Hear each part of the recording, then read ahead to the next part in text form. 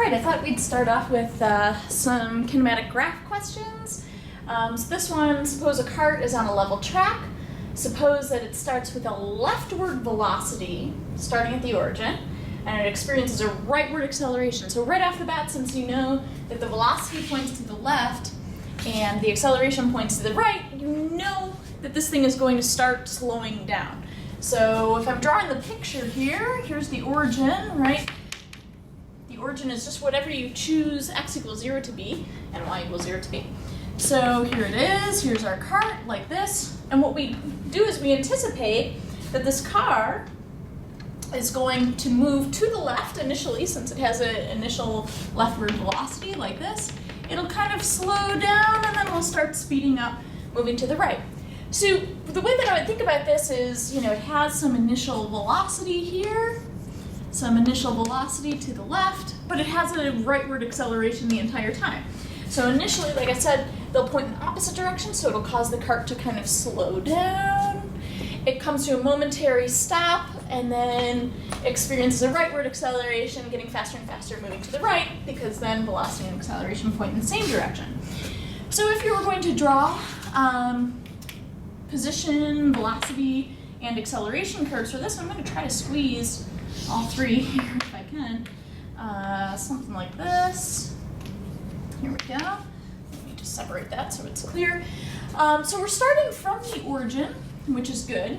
We're starting with a leftward velocity, which means our velocity is negative. So our velocity must start down here, that much I know. And the entire time my acceleration is positive. So it's pointing to the right, so maybe something like this. So there's our acceleration. It's positive. We remember that we've got this kind of a little diagram to think about how we can relate position, velocity, and acceleration curves. And we know that the slope of position gives us velocity. The slope of velocity gives us acceleration. So in other words, whatever the slope of velocity is has to give us acceleration. So slope of velocity must be positive.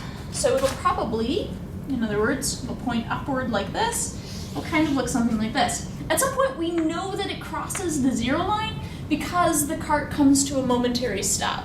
So again, it starts from the origin.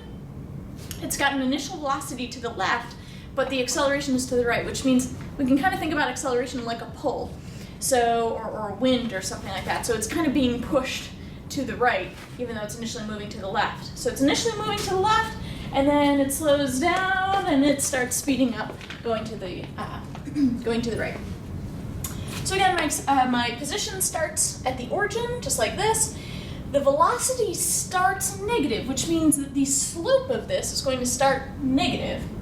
Eventually, the slope of position is going to become 0, and then the slope is going to go positive. So the slope is going to start negative, go to 0, and then become positive. So I'm picturing, and let's see here, I want to try to line this up as best I can.